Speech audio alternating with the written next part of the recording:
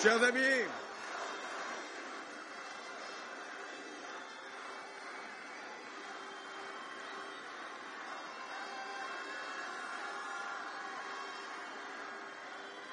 mes chers amis,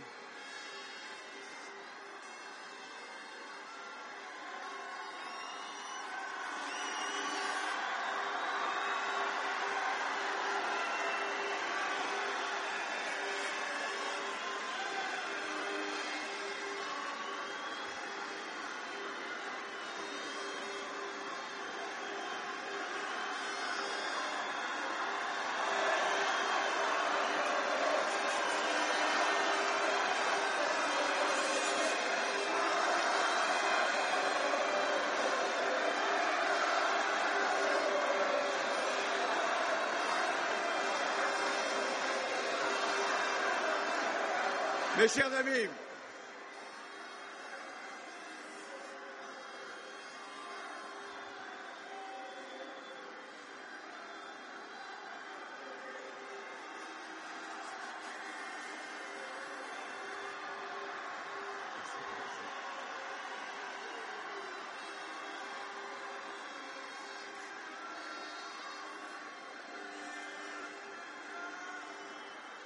mes chers amis,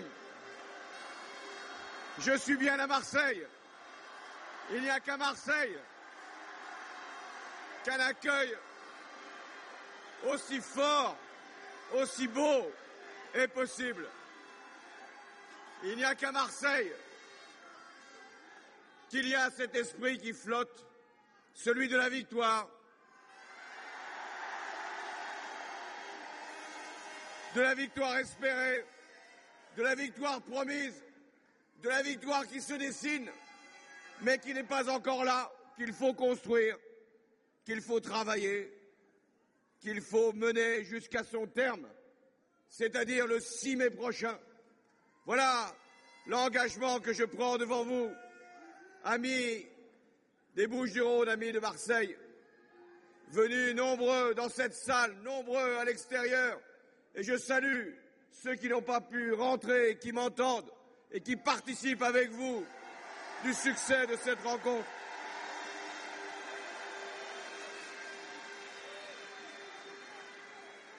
Merci de votre présence, merci de votre enthousiasme, merci de votre confiance.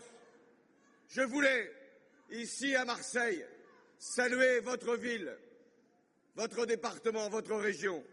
Marseille, la plus ancienne ville de France.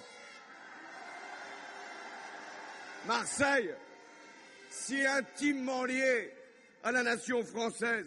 Marseille, façonnée, travaillée par des apports successifs de populations qui ont construit sa personnalité, son identité. Je salue Marseille et tous ceux qui l'ont peuplée, les Provençaux venus du haut pays,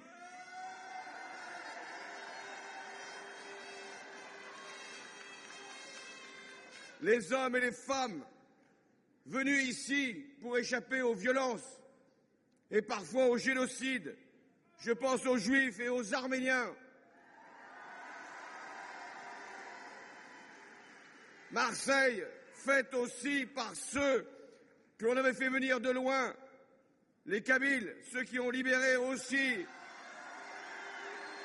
Marseille en août 1944, Algériens, Sénégalais, des bataillons de l'armée d'Afrique.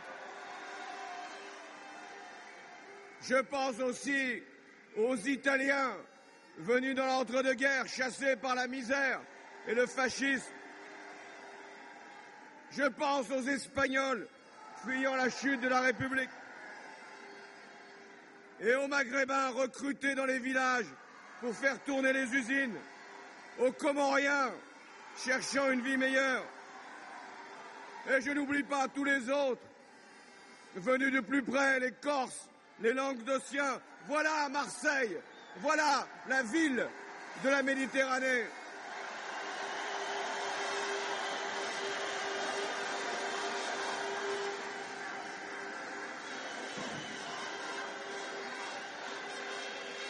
Soyez fiers de votre ville, de son histoire.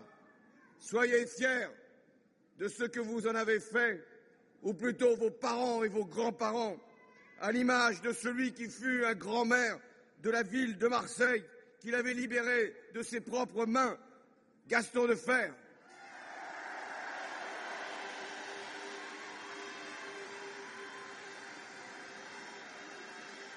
Je pense aussi à un grand résistant, Raymond Aubrac, qui fut nommé commissaire de la République à Marseille par le général de Gaulle en août 1944.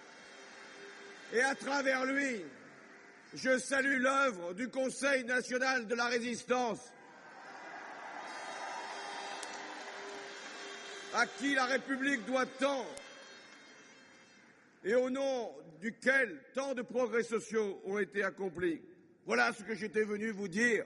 J'aime Marseille parce que j'aime la France. J'aime Marseille parce qu'elle est diverse, parce qu'elle rassemble. J'aime Marseille parce qu'elle est à l'image de notre pays uni et indivisible. J'aime Marseille parce que je sais les difficultés que vous traversez. J'aime Marseille parce que cette ville a donné l'hymne de la République, la Marseillaise. Elle a donné le travail, le labeur de ces hommes et de ces femmes. Et en même temps, elle se sent, je le sais, et Michel Vauzel le rappelait, abandonnée par l'État. Je mesure aussi, venant ici régulièrement, le poids des inégalités, l'intensité des violences, l'insupportable injustice, la brutalité des ségrégations. Sous le mandat du candidat sortant, chaque année, à Marseille, il y a eu un lot de drames économiques et humains. Dois-je les citer tous? En 2008, c'était le groupe Les Trois Suisses qui délocalisait son centre d'appel. En 2009, c'est l'entreprise L'Égrémente qui était liquidée sans préavis. En 2010, c'était Nescacao qui était une nouvelle fois victime de ce qu'on appelle un abandon et qui, heureusement, aujourd'hui, grâce à ces travailleurs, retrouve l'espoir. En 2011, c'est Fralib, dont les employés ont dû se battre et se battent encore avec les élus de gauche pour faire valoir leurs droits contre les décisions d'une multinationale.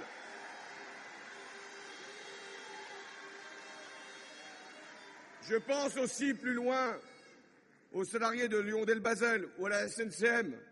Et quand j'ai évoqué une proposition de loi, et Jean-Marc Ayrault l'a également présenté devant vous, qui obligerait un grand groupe qui ne veut plus garder un site à le céder à un repreneur s'il se présente, plutôt que de fermer l'entreprise pour ne pas avoir un concurrent. Et oui, cette proposition de loi, à partir du 6 mai, si vous en décidez, deviendra la loi de la République.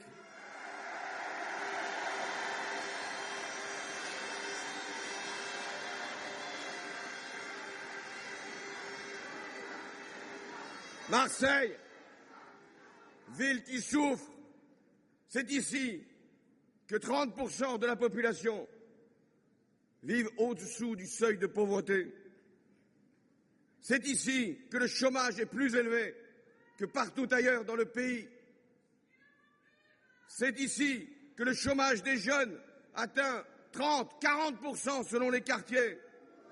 C'est ici que des écoles ferment, que des classes sont supprimées,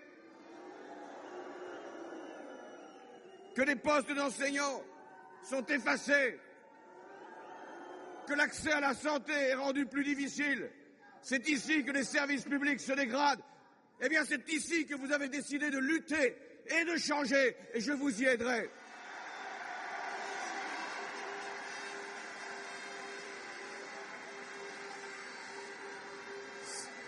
C'est ici aussi que l'insécurité s'est développée à un rythme infernal, que les violences s'en prennent aux plus faibles, aux plus fragiles, aux plus démunis. C'est à Marseille, hélas, que trop souvent, les trafics, les violences, les caïds tiennent tête à l'État. Eh bien, je l'annonce ici, à la loi de la force. Arrivera maintenant la force de la loi.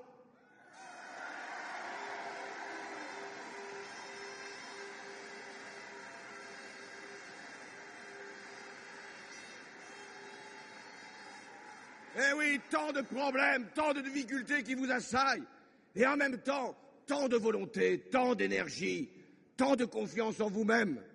Parce qu'à Marseille, quelle jeunesse, quel talent, quelle capacité de redressement vous portez tous ensemble. Et en plus, quelle volonté de faire confiance à la culture. Et en 2013, je souhaite être le président de la République qui, ici, inaugurera la capitale européenne de la culture.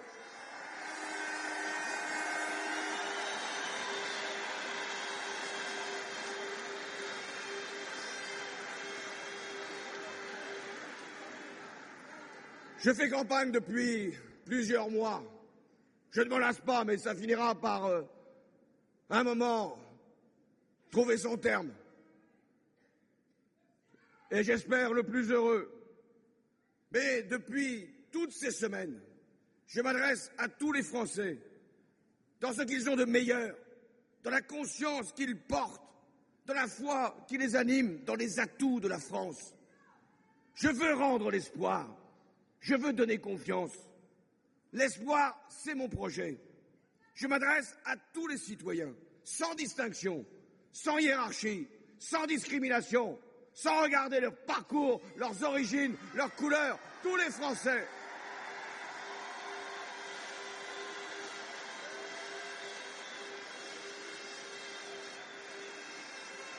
Je n'ai pas un projet pour les centres-villes, un autre pour les banlieues, un projet pour le rural, un projet pour l'urbain, un projet pour les jeunes, un projet pour les anciens, un projet pour les riches, sans doute pas, et un projet pour les plus démunis.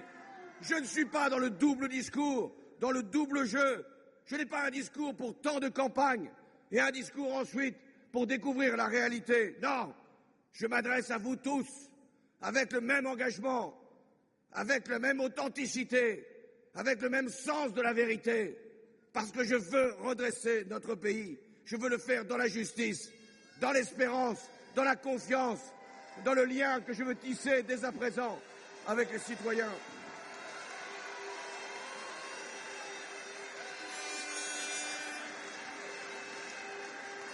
L'espoir, la confiance, je veux d'abord les donner à la jeunesse de France. Elle y a droit. Nous lui devons. Et en même temps, notre espoir, l'espoir de la France, c'est sa jeunesse. Et c'est pour ça que je l'ai porté au cœur de mes engagements, au cœur de mon projet. Je n'ai qu'un objectif, faire que, si je deviens président de la République, je sois jugé sur cette seule réalité. Aurais-je permis à la jeunesse de France de vivre mieux en 2007 qu'en 2012? Aurais-je assuré le passage d'une génération à une autre? Aurais-je été capable de donner confiance à ceux, à celles qui veulent travailler, vivre dans leur pays? Aurais-je été capable aussi de leur donner leur autonomie et leur indépendance? Eh bien, devant vous, ici à Marseille, je vous dis, jugez-moi en 2017 si je suis devenu votre président sur ce seul résultat, sur ce seul engagement.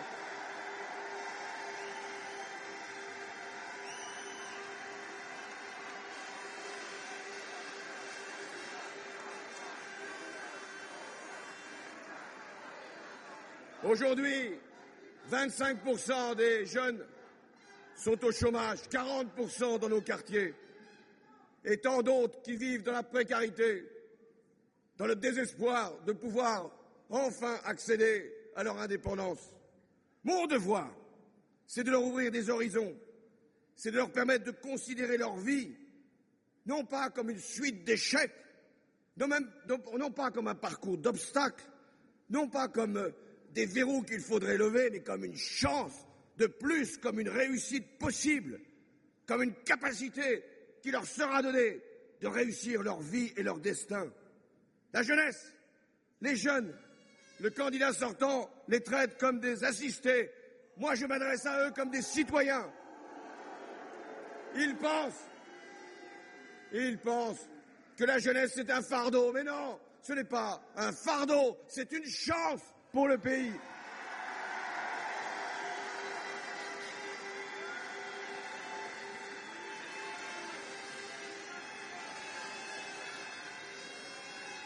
C'est-il seulement celui qui a présidé la France pendant 5 ans, qui dit qu'il a appris, sait-il seulement à quel point les jeunes se battent? Sait-il seulement combien les jeunes envoient des CV, hélas sans réponse?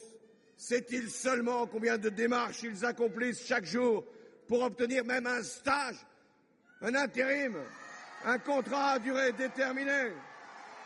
Sait-il seulement à combien de portes ces jeunes ont frappé sans que jamais une seule ne s'en trouve? Sait-il à quel point et combien de temps et avec quelle obstination tant d'entre eux s'accrochent et continuent de se battre? Non, il ne le sait pas. Et vous allez lui rappeler le 22 avril et le 6 mai. Mais moi, votre candidat, je le sais.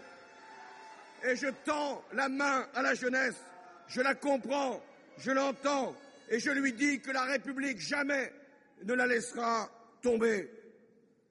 C'est pour elle que j'ai donné priorité à l'école de la République. C'est pour elle,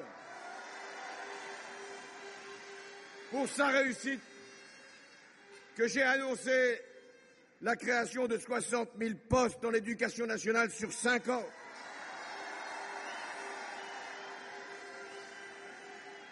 Des postes d'enseignants, des postes de surveillants, des postes d'assistantes sociales, des postes d'infirmières, de médecins scolaires. Ces recrutements sont nécessaires. Il m'a dit, mais ça coûtera cher. Les comptes ont été faits, 2 milliards d'euros à la fin du quinquennat. Et combien a coûté le bouclier fiscal? 2,5 milliards d'euros. Eh bien, une nouvelle fois, je le dis, je préfère protéger la jeunesse de France que simplement les plus riches de France. Voilà la différence dans cet enjeu de la campagne présidentielle.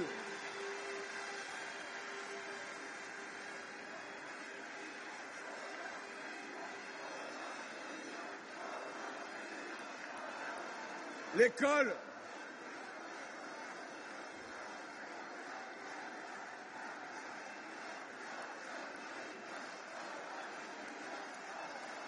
l'école de la République,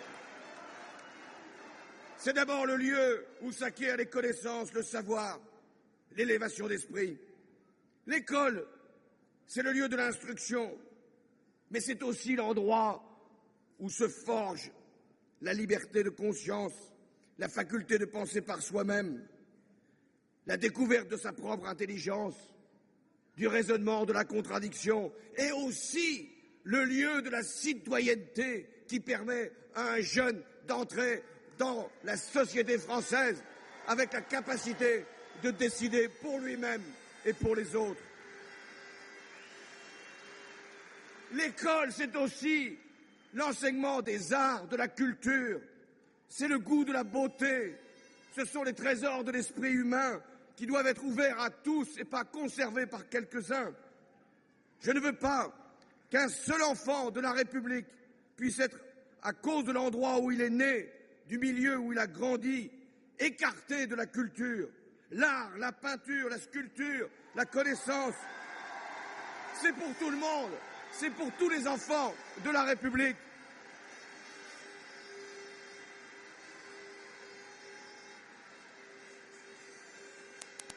Mais l'espoir que je veux donner, la confiance que je veux rendre aux Français, c'est aussi l'emploi, le travail, qui est une valeur, mais dès lors qu'elle est partagée par tous, que chacun puisse accéder enfin à la dignité qui est représentée par une activité, un travail, un emploi, un salaire, un revenu et la capacité de vivre sa vie.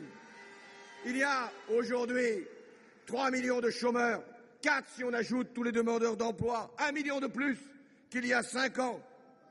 Ma priorité, ce sera donc la croissance, la production, l'investissement, la création d'emplois. Et c'est la raison pour laquelle j'ai fait la proposition du contrat de génération. Ce contrat qui permettra à l'employeur qui garde un senior le temps qu'il puisse partir à la retraite.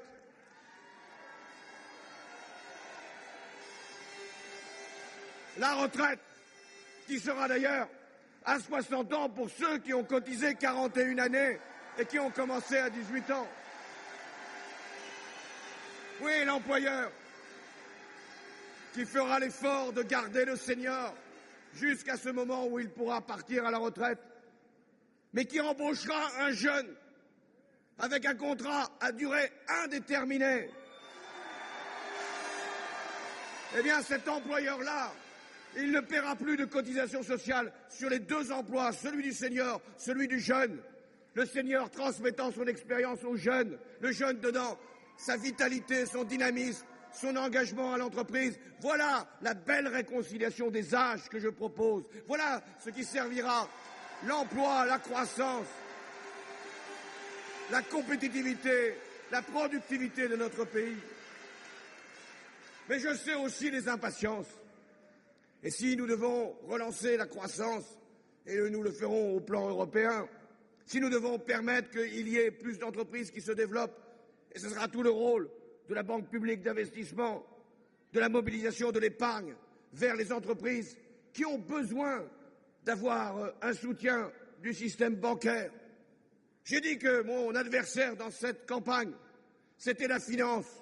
Non pas la finance qui sert l'économie, mais la finance qui se sert de l'économie pour faire des profits qui ne sont pas dus, qui ne sont pas utiles.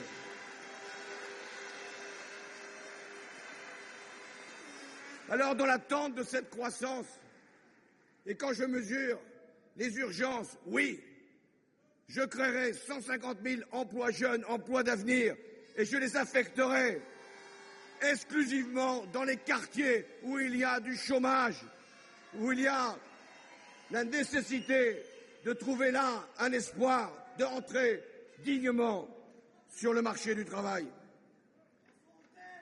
L'espoir toujours, c'est la formation tout au long de la vie. Bien sûr que l'économie est cruelle, bien sûr qu'elle est brutale, et en même temps, l'économie, elle nous appelle chaque fois à de nouvelles mutations.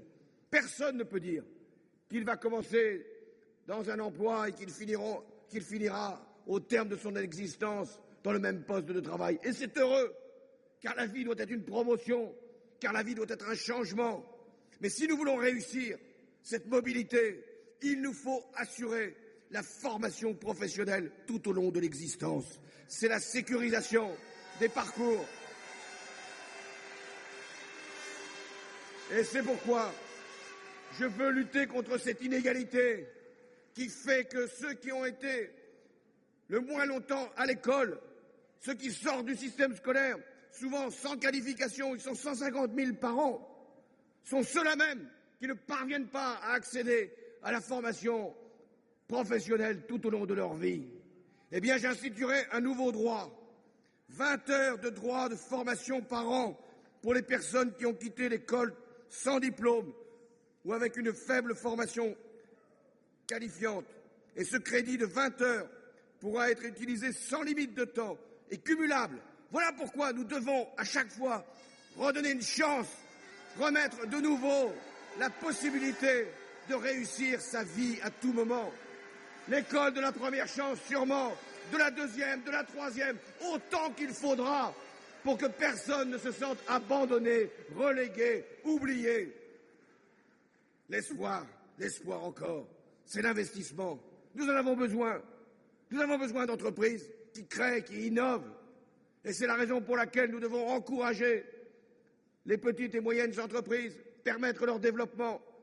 Et c'est la proposition que je fais en termes de fiscalité. Les plus petites entreprises, en termes d'impôt sur les sociétés, ne paieront plus que 15%.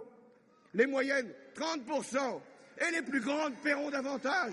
35% pour qu'il y ait une puissante incitation pour les petites et moyennes entreprises. Mais je sais aussi que dans nos quartiers, y compris les plus déshérités, il y a tant de jeunes qui veulent entreprendre et qui ne le peuvent pas, qui vont vers une banque qui leur refuse le moindre microcrédit, qui vont vers des actionnaires qui leur refusent leur concours. Alors moi, je veux que la banque publique d'investissement, celle qui sera créée au lendemain de l'élection présidentielle, ait une filiale dédiée aux quartiers pour développer l'entreprise dans ces quartiers et permettre des projets qui aujourd'hui ne voient pas le jour. Parce qu'il y a tant de talents dans cette jeunesse de France que je ne veux qu'il n'y en ait aucun qui puisse se sentir, là encore, écarté parce qu'il vient de ce quartier, parce qu'il porte un nom qui ne fait pas forcément confiance aux banquiers ou aux actionnaires. Ça en sera terminé de cette discrimination-là aussi. Je veux qu'il y ait à la fois de la solidarité et de l'initiative personnelle. Je ne veux pas faire de l'assistanat comme le prétend le candidat sortant. C'est tout le contraire. Je veux l'égalité, je veux la solidarité, mais je veux aussi que ceux qui sont le plus loin puissent être aidés davantage par rapport à ceux qui sont au plus près des forces de l'argent et des puissants.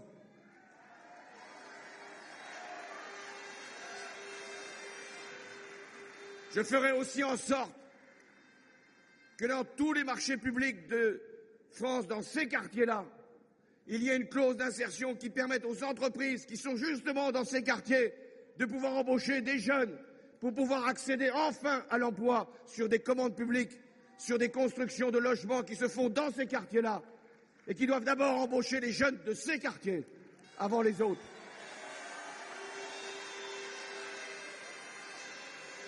L'espoir, au-delà de l'école, de l'emploi, de l'investissement, l'espoir, c'est la République. Je veux faire vivre ensemble tous les Français, quelle que soit leur origine, quelle que soit leur couleur de peau, quelle que soit leur sensibilité, où qu'ils habitent. Ils sont les enfants de la République. Et vous êtes tous ici, quel que soit votre âge, quelle que soit votre condition, quelles que soient vos origines, vous êtes chacune, chacun un atout pour la France. Je n'écarterai personne. Je ne mettrai aucun citoyen de côté.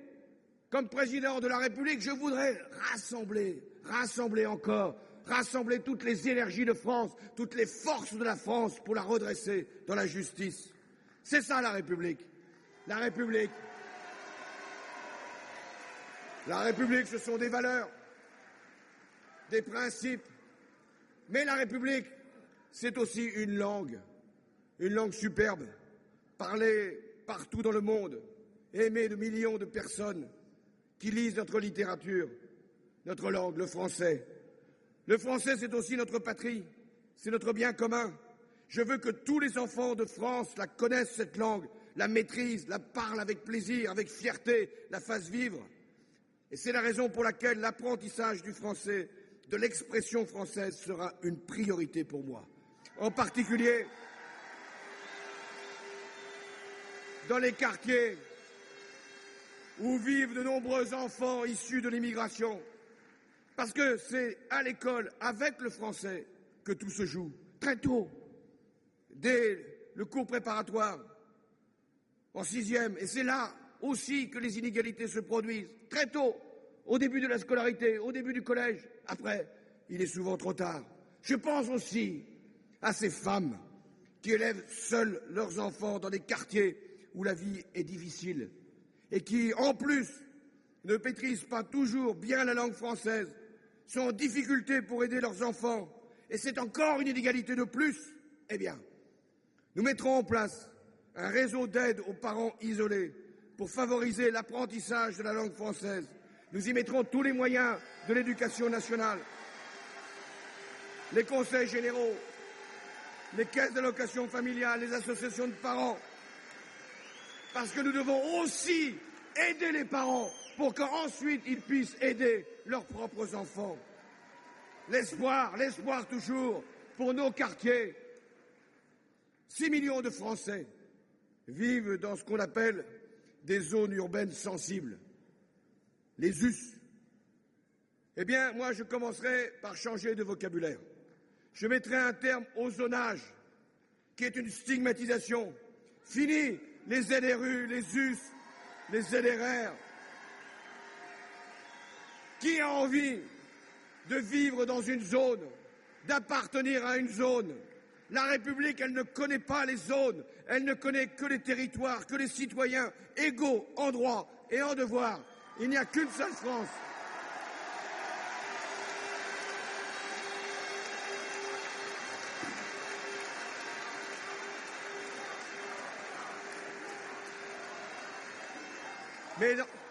Mais dans les quartiers, dans ces quartiers où la vie est difficile, où sont concentrés tous les problèmes, où sont mises toutes les populations entassées là, par le fait de la fragilité ou de la misère, eh bien, il y aura dans ces quartiers des politiques publiques qui seront toutes amplifiées, renforcées, démultipliées. Dans les quartiers, la République sera de retour après le mois de mai.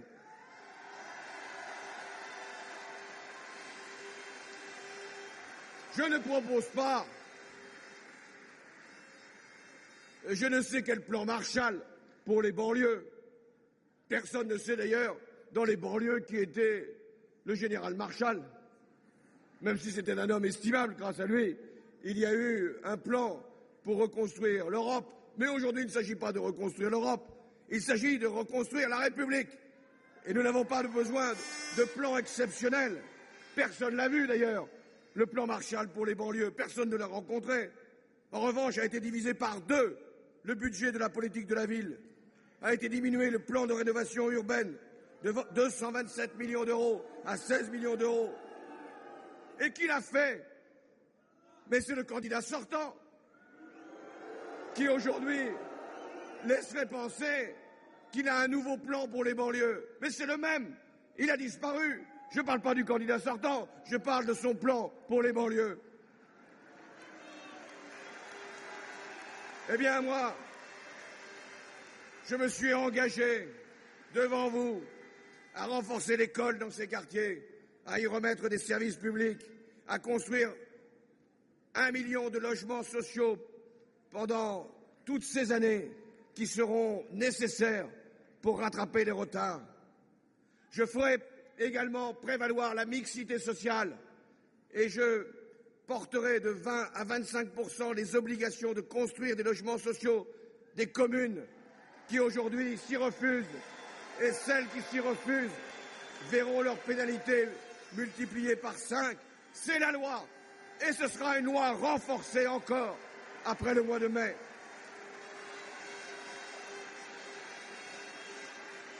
La République, c'est la sécurité. C'est un sujet que le candidat sortant aimait beaucoup aborder il y a 5 ans, et plus encore il y a 10 ans. Et aujourd'hui, c'est un sujet qu'il préfère éviter. Et on le comprend. Il craint d'être ramené à son bilan, à la contradiction entre les promesses et les réalités, c'est-à-dire à l'explosion des violences aux personnes. Ici, à Marseille, les vols avec violence ont augmenté de 15%, les cambriolages de 17%, les vols à main armée ont explosé et le taux d'élucidation des enquêtes est resté à 7%. Hélas, et je sais que ça vous peine, ça vous afflige, il y a trop souvent des règlements de compte ici dans cette ville, avec 13 morts d'hommes ces derniers mois. Dans le seul département des Bouches-du-Rhône, il y a eu 4000 vols commis avec violence en 10 mois, soit une augmentation de près de 20%. Et Marseille, grande ville de France, la nuit, il n'y a que 2 cars de police secours, 2.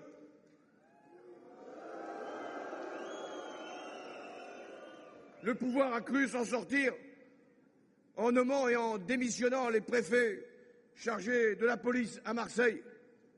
Pas moins de 3 préfets délégués en une seule année 2011.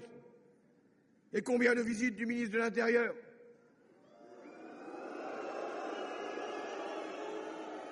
Je constate qu'il n'est pas plus populaire ici qu'ailleurs. Et à chaque fois, ce même ministre, à chaque déplacement, à chaque remplacement de préfet de police, prétend que la sécurité est rétablie. La sienne peut-être, mais pas celle de la population.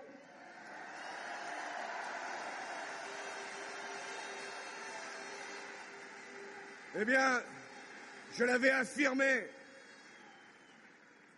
dans mon discours du Bourget, je le redis ici à Marseille, la République rattrapera tous ceux qui se croient au-dessus de la loi. Je n'accepterai pas un ordre social où les plus puissants, les moins scrupuleux, les plus violents prendraient le pas sur les autres. Mon premier devoir, si je deviens le chef de l'État, c'est de protéger les faibles.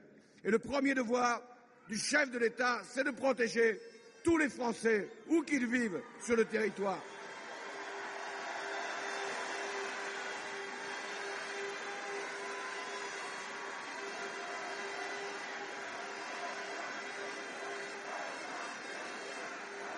C'est pourquoi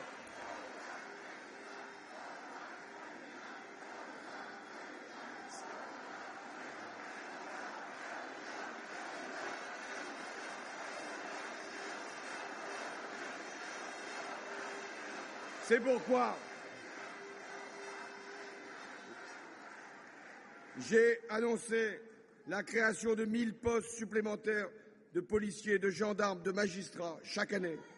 Ils seront d'abord affectés dans les quartiers les plus difficiles, les plus délaissés. Ici à Marseille, je n'oublie pas que 376 postes de policiers ont été supprimés depuis 2007. C'est inacceptable. Et cela doit changer. L'État doit d'abord être là où les populations ont besoin de lui, où on demande sa présence avec la force nécessaire. Pourquoi c'est dans les quartiers les plus favorisés qu'il y a le plus de forces de police? Et pourquoi c'est dans les quartiers plus difficiles qu'il y en a le moins?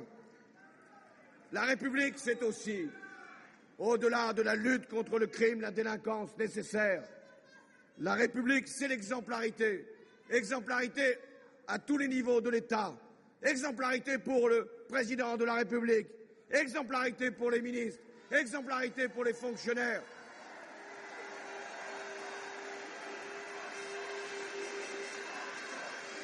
Exemplarité aussi pour les élus de la République.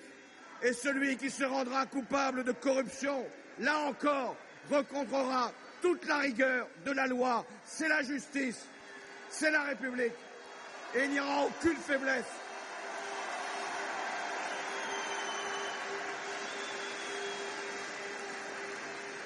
La République, c'est la laïcité.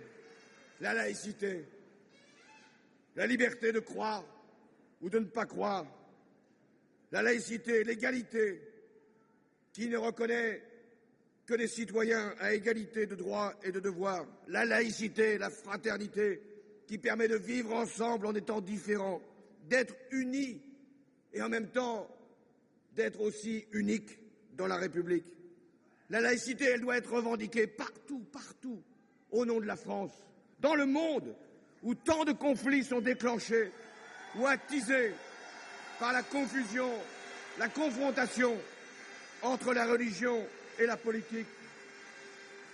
Mais la laïcité, c'est aussi un combat. Ici, en France, je ne peux pas accepter que ces dernières années, des professeurs ont pu témoigner des difficultés rencontrées pour faire cours d'histoire, cours de sciences naturelles, au motif que ces enseignements heurtaient des dogmes religieux ou idéologiques.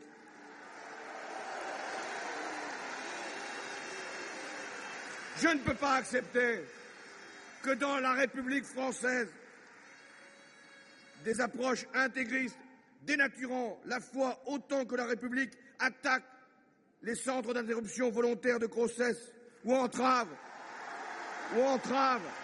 le bon fonctionnement des hôpitaux ou mettent en cause la neutralité des services publics. Ce ne sera pas admis. pas davantage les écarts de langage. Ici en France, il y a quelques années, un ministre de l'Intérieur a accepté de s'exprimer dans une salle où les hommes et les femmes étaient séparés par une allée centrale. C'était en 2003. C'est le candidat sortant aujourd'hui. C'était au Bourget. Chacun a ses réunions au Bourget. Le langage est aussi d'avoir pu dire il y a 4 ans que l'instituteur ne pouvait jamais remplacer le pasteur ou le curé. Parce que, prétendit-il, il lui manquera toujours la radicalité du sacrifice de la vie. Mais c'est ne pas comprendre que dans la République laïque, ce qui compte, ce n'est pas de savoir ce que nous pensons de l'éternité ou de la vie de l'au-delà. Ce qui compte, c'est le respect de la vie ici, de la liberté ici, de l'égalité ici.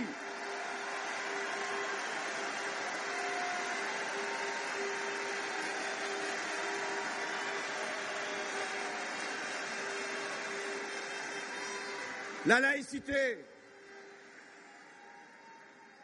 Si demain je suis le chef de l'État, ce sera de rassembler les citoyens et de ne pas opposer les consciences. Ce ne sera pas un programme, ce sera un principe. Ce ne sera pas une affirmation, ce sera une promesse. La laïcité est indispensable à la République parce qu'elle est la condition de l'intégration de chacun de ses membres. Voilà pourquoi je ne transigerai pas. La laïcité sera le socle que je promets de préserver, de garantir, de défendre contre tous les assauts, contre tous les intégrismes. Et pour toutes ces raisons, j'inscrirai les principes de la loi de 1905 sur la séparation des églises et de l'État dans la Constitution.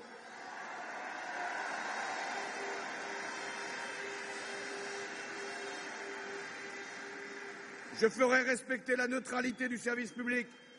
Je garantirai la mission de l'école publique gratuite, laïque, obligatoire. Je serai intransigeant sur le respect de l'égalité entre les hommes et les femmes, entre les femmes et les hommes.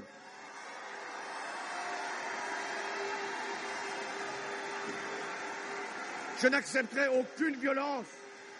Elles seront durement sanctionnées. Les femmes seront accueillies quand elles sont, hélas, flouées dans leurs droits. Et l'égalité salariale entre les femmes et les hommes sera respectée et sera enfin appliquée, puisque c'est une loi de la République qui l'exige. Voilà mon projet, c'est la République. Voilà mon projet, c'est rendre l'espoir, rendre confiance aux Français. C'est un projet à la fois national, mais aussi européen.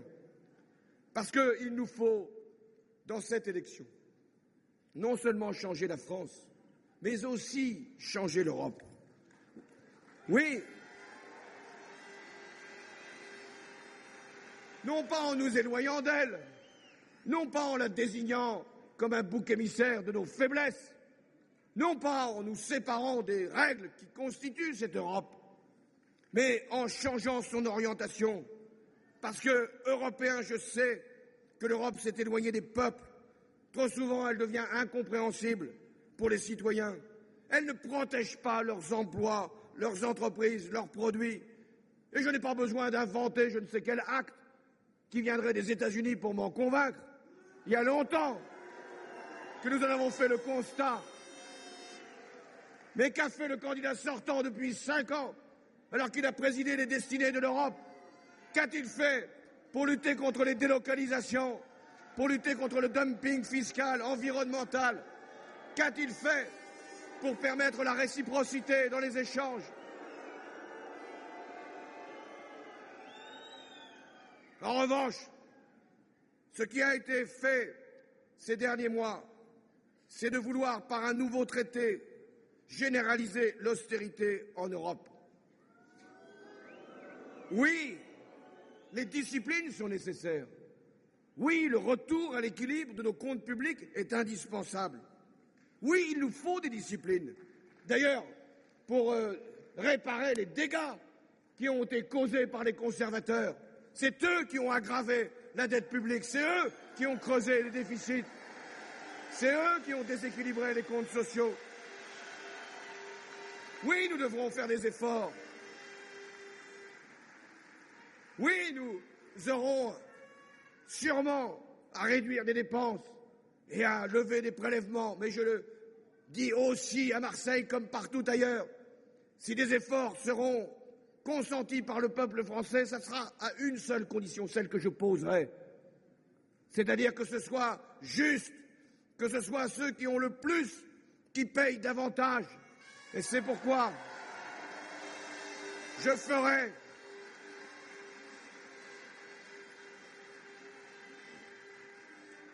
ferai la réforme fiscale qui est tant attendue et qui permettra que les revenus du capital soient soumis au même prélèvement que les revenus du travail, que ça soit fini avec les niches fiscales,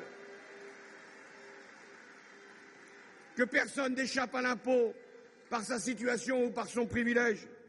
Alors si nous allons faire des efforts pour redresser nos comptes, nous ne pourrons parvenir aux résultats espérés que s'il y a de la croissance.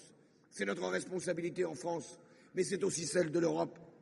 Et je n'accepterai pas que l'Europe se réduise même simplement à des plans d'austérité ou à des plans de rigueur pour tous les peuples et pour tous les pays. Et c'est pourquoi j'ai contesté le traité qui venait d'être signé, parce que s'il posait des disciplines nécessaires, il n'avait pas la dimension qui était exigée par les temps que nous traversons, c'est-à-dire la croissance, l'emploi, l'activité, la relance industrielle, de grands projets communs, la transition énergétique, écologique dont nous avons tant besoin. Oui, j'ai dit que je voulais renégocier le traité qui a été signé au début du mois de mars. Ce texte ne sera d'ailleurs pas ratifié, même s'il a été signé. Il ne sera pas ratifié par le prochain Parlement si nous n'obtenons pas justement cette réorientation de la construction européenne. Comme président de la République, j'aurai à convaincre mes partenaires. On me dit, mais vous n'y arriverez pas, puisque le candidat sortant n'y est pas parvenu. Mais justement, c'est ce qui nous distingue.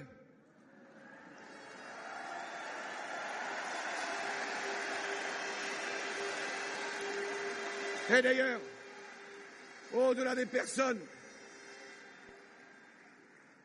la différence, c'est qu'un président sortant ne peut pas avoir la force qu'a un président nouveau, porté par le peuple français qui lui a donné sa confiance. Cette confiance, je la sollicite, je la demande. Si je deviens le prochain président de la République, les Français m'auront donné comme contrat de renégocier ce traité pour lui redonner ce qui lui manque, la croissance, l'activité, l'emploi, la solidarité.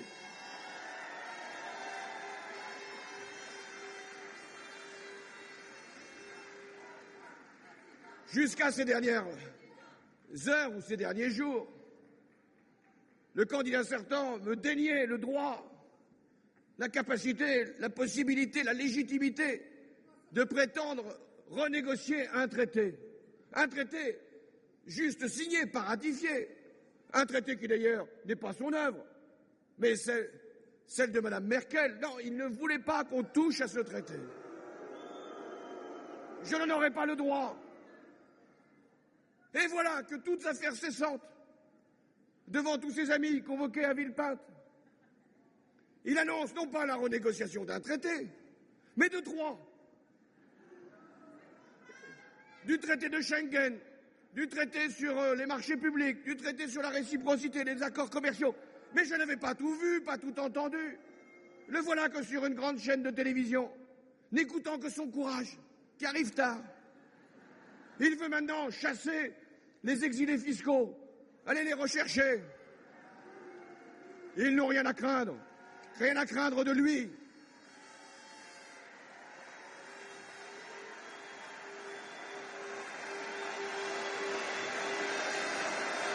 Mais là,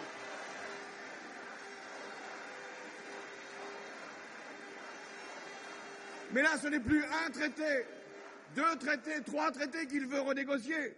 C'est 117 conventions fiscales. Ça lui prendra du temps. On me dit 10 ans. Mais ce n'est qu'un mandat de 5 ans qu'il sollicite. 5 ans de trop. Il vient d'en faire 5. Mais pourquoi voulez-vous qu'il fasse dans les 5 prochaines années ce qu'il n'a pas été capable de faire les 5 dernières années?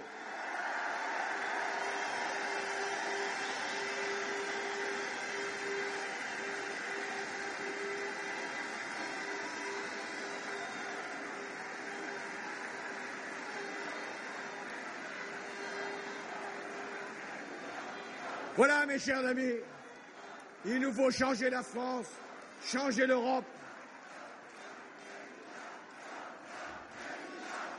Mais je me sens porté, encouragé par vous.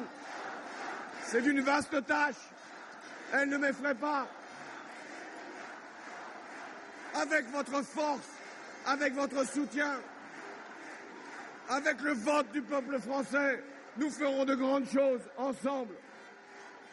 Mais ce sont nos concitoyens qui vont décider. C'est vous qui allez parler les 22 avril et 6 mai prochains. Une élection présidentielle, c'est un choix. Un choix de personne. Il s'agit de désigner le prochain président de la République. Un choix de conception de la République elle-même, de l'exercice de la fonction, mais aussi un choix de projet. Le mien, je vous l'ai présenté il y a déjà plusieurs semaines. On m'en faisait d'ailleurs exigence.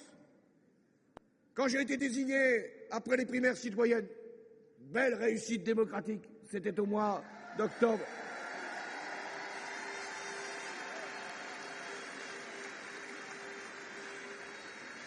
Il m'était demandé, toutes affaires cessantes, de présenter mon projet. Je demandais un peu de temps, un peu de patience. Et puis, à la fin du mois de janvier, c'était au Bourget, j'ai présenté mes 60 propositions pour la France. C'était mon devoir de le faire en transparence, en clarté. Transparence sur les objectifs, clarté sur les financements et également volonté d'engager le débat. Je suis le candidat de la cohérence, de la constance, de la confiance. Je suis devant les Français capable de répondre à toutes leurs questions et de leur fournir mes réponses. Mon objectif, c'est le redressement du pays. Ma préoccupation, c'est la justice. Ma priorité, c'est la jeunesse. Tout sera dit. Et ce qui sera dit sera fait.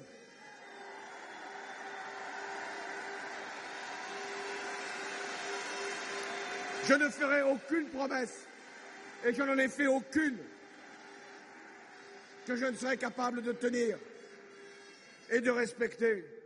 Je ne dis pas, aujourd'hui, dans cette campagne, qu'avec mon élection, tout redeviendrait possible. Non. Celui qui a prononcé cette phrase doit se repentir aujourd'hui. Car effectivement, rien n'a été possible. Rien pour le pouvoir d'achat, rien pour l'emploi, rien pour la justice, rien pour la sécurité. Alors face à mon projet qui ne variera pas selon les circonstances, qui ne sera pas une virevolte, qui ne sera pas une surprise, qui ne sera pas une improvisation, il existe un autre projet. Ce projet, c'est de continuer la politique suivie depuis 5 ans. Ce projet, c'est d'accepter tout ce qui s'est fait et ce qui s'est défait depuis 5 ans. Je comprends que le candidat sortant veuille cacher, occulter son bilan. Comment pourrait-il le défendre? Ce bilan n'est pas présentable. Alors que fait-il? Il multiplie les annonces. Chaque jour qui passe fait effectivement promesses nouvelles. Tout ce qu'il s'est refusé à faire pendant 5 ans, il l'annonce comme possible. Il est prêt à l'engager. Protéger l'industrie, dit-il. 400 000 emplois industriels ont été supprimés. Comment le croire? Sauver des entreprises. Mais nous avons eu 1 million de chômeurs depuis 5 ans de plus. Comment pourrait-on le croire? sauf s'il vient sauver quelques entreprises en fin de mandat, et je ne m'en plains pas, grâce au soutien de quelques patrons amis qu'il a sollicités pour l'occasion.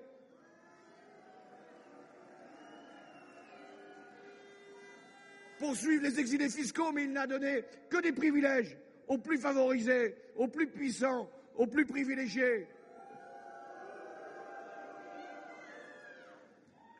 Non, son programme, si je voulais le résumer, c'est de dire que tout doit changer pour que rien ne change dans le pays.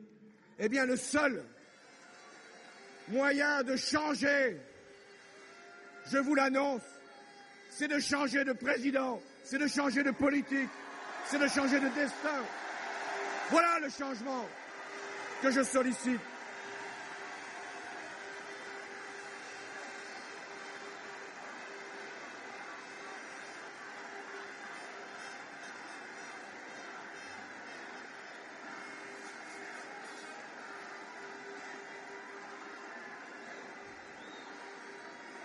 Le changement, je veux l'apporter à tous les Français qui aujourd'hui subissent la vie chère, des prix qui flambent, et notamment celui des carburants, même s'il y a des causes qui l'expliquent. C'est dur à vivre. Et qui n'entend pas aujourd'hui la complainte de ceux qui n'en peuvent plus, pour qui la fin de mois est le 15 de chaque mois? Oui, je veux m'adresser à tous les Français, ceux qui sont dans la précarité, pas simplement parce qu'ils seraient dans un temps partiel ou dans un contrat à durée déterminée, mais même ceux qui sont en contrat à durée indéterminée, même ceux qui sont fonctionnaires aujourd'hui craignent pour leur avenir. Je veux leur apporter la sécurité à laquelle ils ont droit, la confiance, la solidarité. Je veux m'adresser aussi à tous ceux qui attendent de la justice, attendent de l'égalité. J'ai dit ce qu'il fallait faire pour les jeunes, mais je n'oublie pas aussi les plus anciens qui se posent la question de l'avenir de leur retraite, à qui l'on doit solidarité et respect. Je veux dire aussi que le sort qui est fait aux personnes handicapées de notre pays n'est pas acceptable à l'école, où ils ne sont pas reçus comme ils doivent l'être, pas acceptable dans la dignité de leurs conditions pour le travail, pas acceptable de la reconnaissance de leur diversité, de leur culture. Oui, nous avons à faire un grand projet pour l'égalité. Nous devons aimer notre pays pour bien le servir.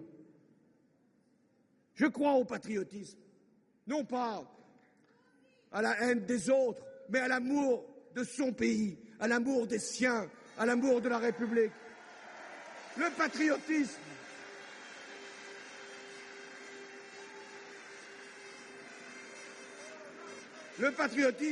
c'est celui du créateur, de l'entrepreneur, qui invente, qui innove, qui crée de l'emploi, de la richesse, qui embauche, qui exporte. Oui, ces entrepreneurs sont des patriotes. Ces patriotes aussi sont les salariés qui se dévouent pour que leur entreprise soit la meilleure dans la compétition, qui font des sacrifices et qui savent bien que leur entreprise appartient au capital, mais aussi au travail qui d'ailleurs devra être reconnu, y compris dans les conseils d'administration et les conseils de surveillance des grandes entreprises. Le patriotisme, c'est celui des infirmières, des aides-soignantes de l'hôpital qui se dévouent pour nous apporter les soins nécessaires, et les médecins, les professions de santé. Le patriotisme, c'est celui des artistes qui permettent d'avoir la plus belle image de la France au plan culturel. Le patriotisme, c'est aussi les sportifs qui veulent la réussite ou de leur club. Ça a été fait pour Marseille hier, et de quelle façon, ou pour leur pays. Le patriotisme, c'est celui des jeunes qui s'engagent dans les associations, qui veulent être d'ailleurs plus souvent dans le service civique, oui, là où on peut être utile aux autres et à soi-même. Mais le patriotisme, c'est aussi celui des fonctionnaires qui servent l'État de la meilleure des façons. Le patriotisme, c'est celui des personnels de l'école qui, malgré des moyens réduits, malgré l'abandon dont ils ont été victimes depuis 5 ans, se dévouent pour l'égalité des chances dans notre pays. Oui, je crois au patriotisme. Et c'est pour ça que j'ai dit, et je le confirme ce soir, que ceux qui sont au plus haut dans la hiérarchie de leurs entreprises, dans la hiérarchie des revenus, doivent aussi considérer qu'ils doivent limiter leur rémunération lorsqu'elle devient indécente par rapport à ce qui est le sort commun.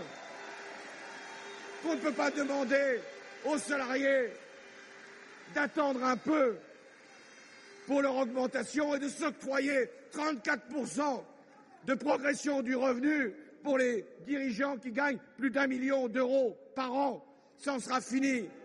Et nous aurons donc cette tranche supérieure de 75%, parce que ça ne s'agit pas de chercher des recettes supplémentaires, il s'agit de dire qu'au-delà de 1 million d'euros, il y a peut-être dans cette période de crise à avoir des précautions, des limites et finalement de la morale publique.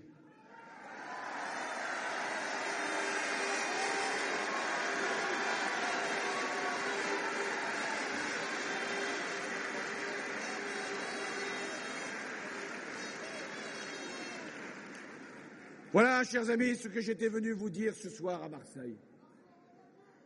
Oui, il est possible que nous gagnions.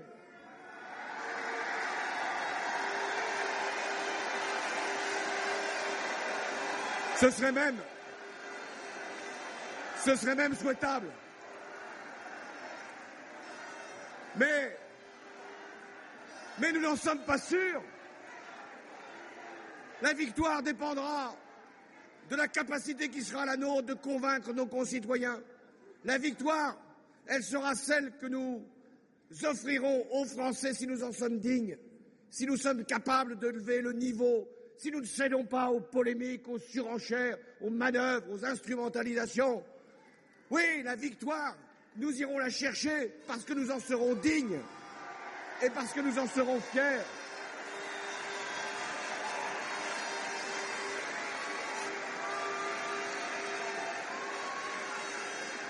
Mais en même temps,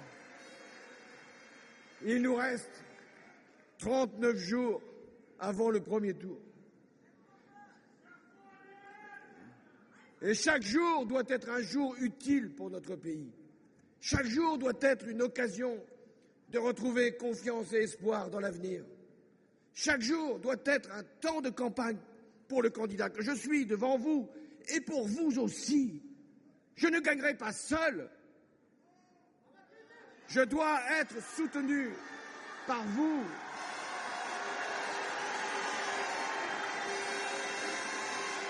Je ne vous demande pas votre aide. Je n'ai pas besoin d'aide. Je n'ai pas besoin de secours. J'ai simplement besoin de la volonté du peuple français de changer, de sa conscience, de l'enjeu.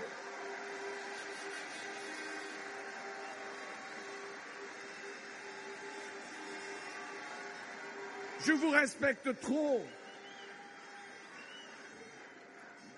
pour vous prier de m'apporter le suffrage qui me manquera. Non, c'est vous, lucidement, peuple de France, qui allez décider de votre avenir. Rien n'est joué, c'est vrai. Rien n'est fait, rien n'est conquis, rien n'est acquis. Et ceux qui imaginaient que la campagne présidentielle serait un parcours de santé, moi je m'y suis préparé. Mais ça sera un parcours de combattants pour la démocratie et pour la République et pour la justice.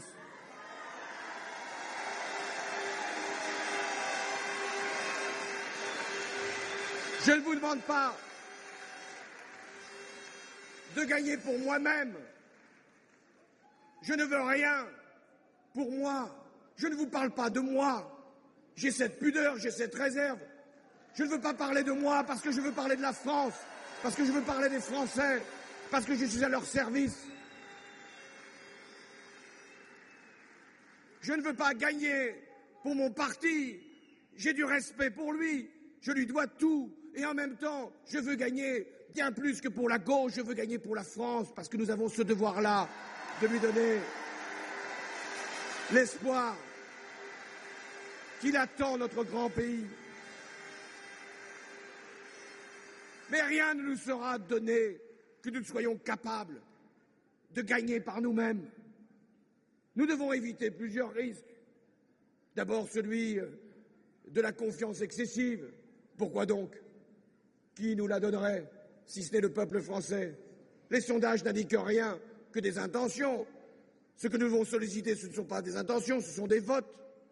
Rien ne nous sera acquis, parce qu'il y aura toujours des personnes, des citoyens, qui plutôt que d'aller vers le changement, sont tentés parce que la vie est trop dure, parce que les peurs sont trop grandes, d'aller voir, y compris dans des idées qui ont fait tant de mal à la République, le refuge de leur inconscience, de leur colère, de leur désespérance. Peuple de France, vous ne pouvez pas vous tourner vers les extrêmes, l'extrême droite, qui par son histoire, par ses idées, par ses conceptions de la République, justement, n'a jamais été dans la République. Parce que ce n'est pas être dans la République que de discriminer, que de stigmatiser, que de nier le progrès et la liberté. Mais nous avons d'autres risques à conjurer, celui de l'abstention, de tous nos concitoyens qui n'y croient plus, qui pensent que la politique est devenue impuissance, qui considèrent que finalement, puisque le candidat sortant aurait échoué, nul ne peut réussir. Nous devons leur montrer à ceux-là, ceux qui doutent, ceux qui sont devenus fatalistes, résignés, désespérés, qu'il n'y a rien de plus beau dans la République que le suffrage, que le droit d'expression, qui est la plus belle des révoltes quand on n'en a plus aucune.